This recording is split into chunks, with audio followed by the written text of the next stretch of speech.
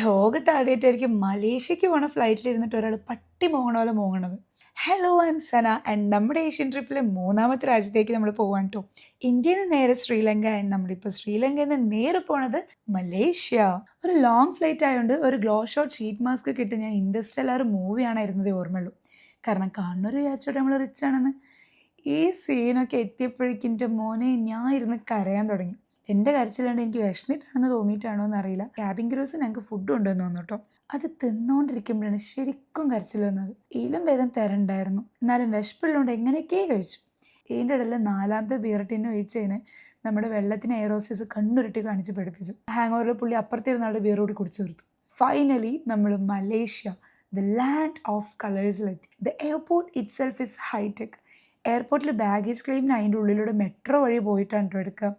Hi tech. By the way, here is a fit check. എന്താ പെൺകുട്ടികൾക്ക് ഇങ്ങനെ സിമ്പിൾ ഡ്രസ് ധരിക്കുന്ന പുരുഷന്മാരെ ഇഷ്ടമല്ലേ? Don't they like? എയർപോർട്ടിൽ നിന്ന് നേരെ ഞങ്ങൾ ഫുഡ് കഴിക്കാൻ പോയി. നല്ല ചൂട് ചോറും കറിയും കോഴി പൊരിച്ചതും പപ്പടും.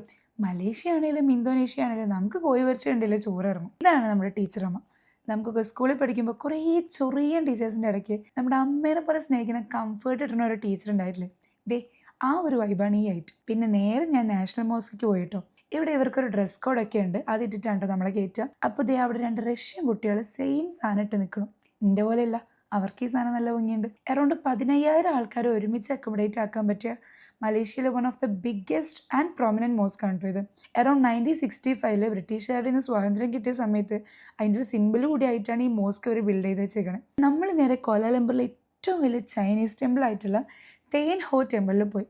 എനിക്ക് ഏറ്റവും ഇഷ്ടപ്പെട്ട ഒരു പ്ലേസ് കൂടിയാണത്. ബിക്കോസ് അതിൻ്റെ ലൈറ്റ്സും ആർക്കിടെക്ചേഴ്സും സിറ്റി വ്യൂസും ഒക്കെ നമ്മുടെ ബെയർ ഐസിന് ഇത്രയും ബ്യൂട്ടിഫുൾ ആയിട്ടുള്ള ഒരു വിഷ്വൽ ട്രീറ്റാണ് കൊടുക്കുന്നത്.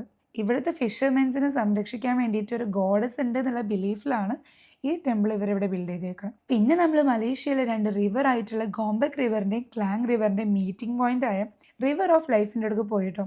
നമ്മുടെ ജീവിതം എപ്പോഴും ഒഴുകിക്കൊണ്ടിരിക്കേണ്ടതും മുന്നോട്ട് പോകേണ്ടതുമാണ്. അതേപോലെ റിവറിലെ വെള്ളം എല്ലാത്തിനും ജീവൻ കൊടുക്കുന്ന പോലെ ഗോഡ് നമുക്ക് തരുന്ന ലൈഫിനും ബ്ലെസ്സിങ്സിനും ഒക്കെ സിംബലൈസ് ചെയ്തിട്ടാണ് റിവർ ഓഫ് ലൈഫ് എന്ന് ഇതിനെ വിളിക്കാനുള്ള റീസൺ. എന്തായാലും ഇതൊക്കെ കഴിഞ്ഞ് നമ്മൾ റൂമിലെത്തി.